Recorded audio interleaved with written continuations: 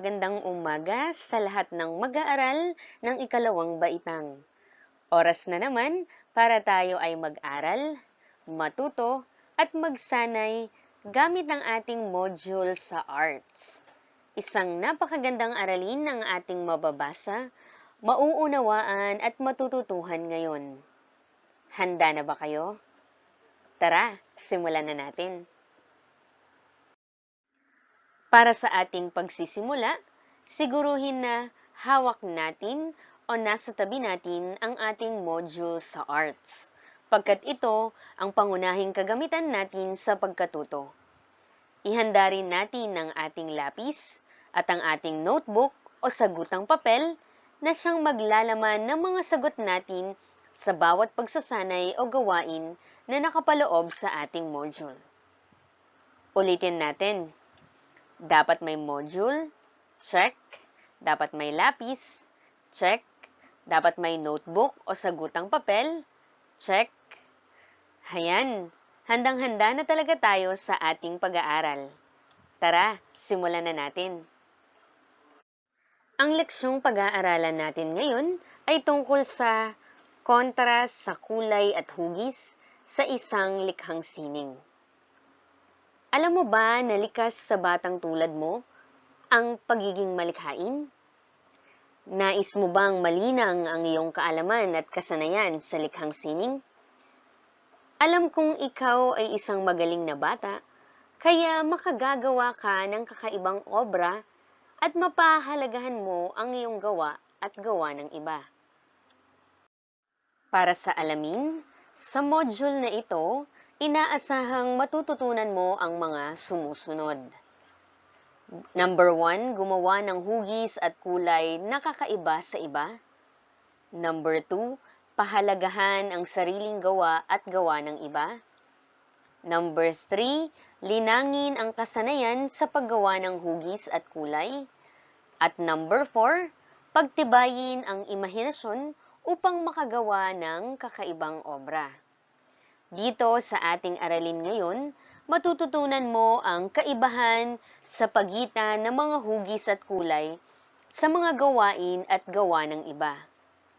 Papalaguin din natin ang inyong imahinasyon upang makaguhit kayo ng kakaiba sa mga guhit at kulay ng inyong mga kamag-aral. Magkakaroon muna tayo ng maikling pagsusulit. Subukin muna natin kung ano na ang kaalaman mo patungkol sa aralin natin sa ating module. Kunin mo ang iyong notebook at lapis at magsulat sa iyong notebook ng bilang 1 hanggang 5. At pagkatapos ay makinig ng mabuti sa aking panuto. Para sa panuto, isulat sapat lang ang salitang naglalarawan sa pangungusap. Pipiliin natin ang ating sagot sa loob ng kahon. Ito ang mga pagpipilian: bilog, linya, tatsulok, pakurba, tuwid, parihaba. Number 1, nabubuo mula sa dalawang tuldok na pinagkabit o pinag-ugnay.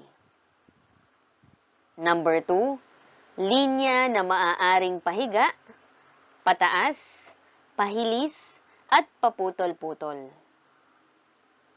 Number 3, linya na paalon-alon at paikot.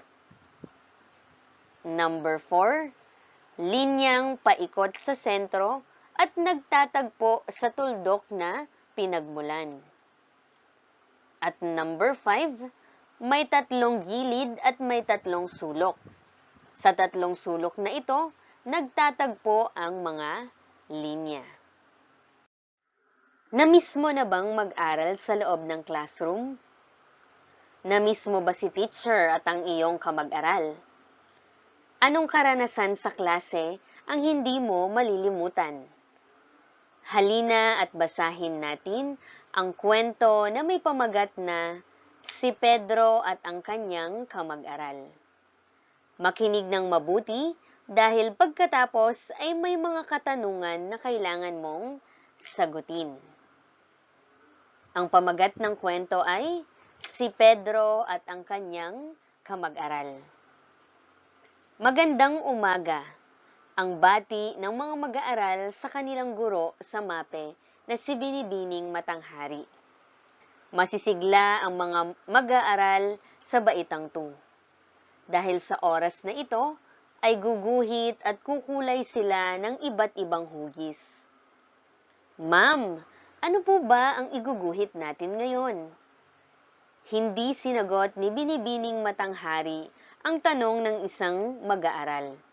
At sinabi lang niya na sila ay tumahimik at ihanda ang mga gagamitin sa gagawin ngayon.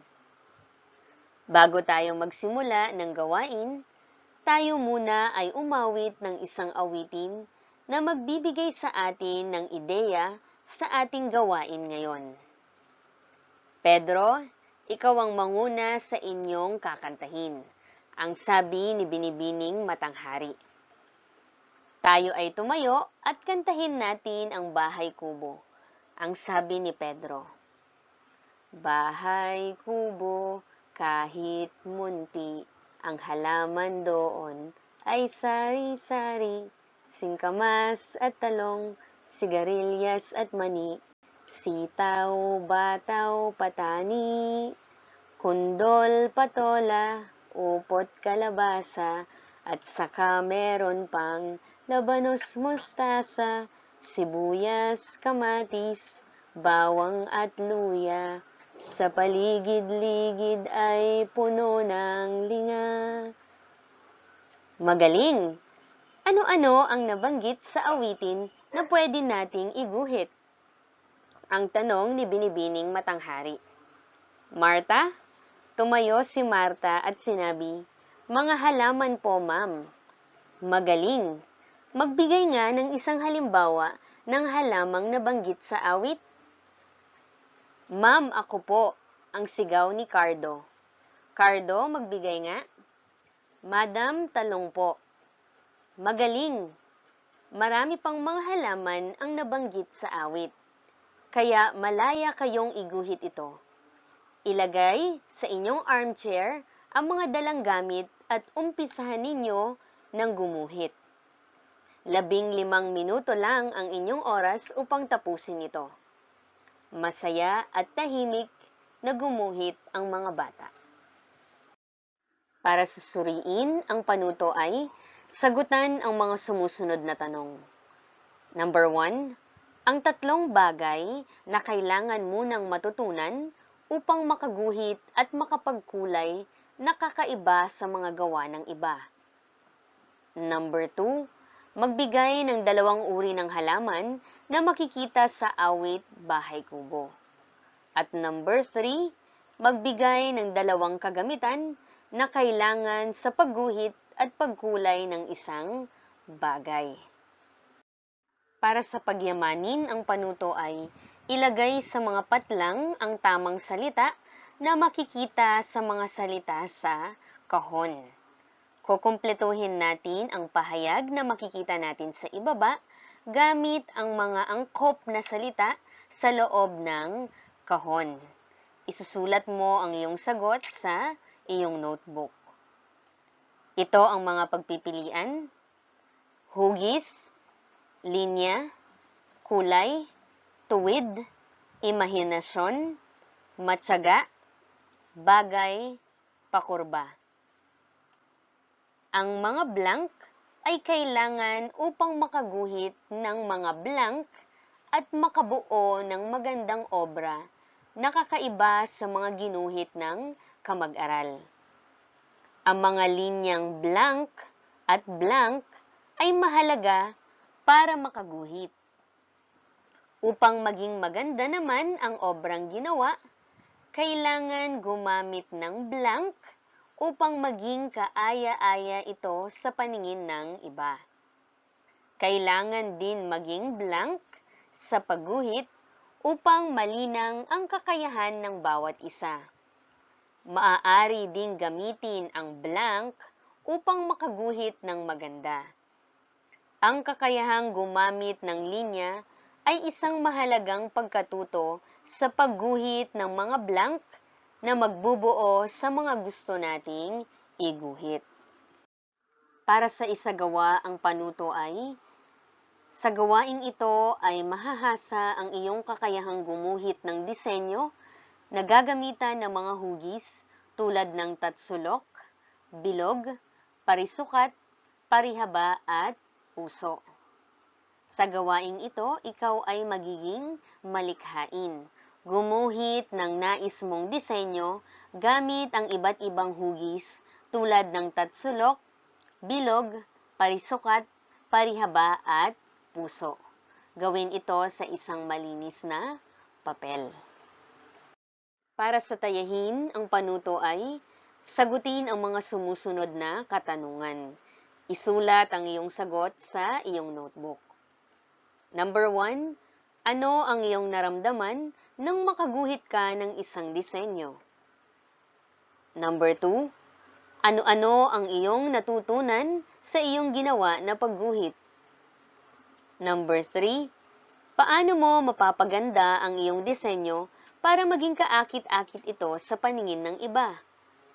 At number 4, anong magandang kahalagahan sa buhay ang iyong natutunan sa gawaing ito? Para sa ating panghuling gawain, ang karagdagang gawain, ang panuto ay gumamit ng mga hugis at gumuhit ng bagay na iyong gustong ipakita. Kulayan ito upang maging kaakit-akit sa paningin ng iba. Gawin ito sa isang malinis na papel. Maraming salamat mga bata. Tandaan, ang mga linya, hugis at kulay ang nagbibigay buhay sa ating gustong iguhit sa ating imahinasyon. Kailangan nating sanayin ang ating kakayahan sa pagguhit upang maging bihasa tayo dito. Ito si Teacher Carmela M. Santos na nagsasabing, patuloy na magbasa, patuloy na matuto, patuloy na magsanay. #ProjectAppear. Paalam!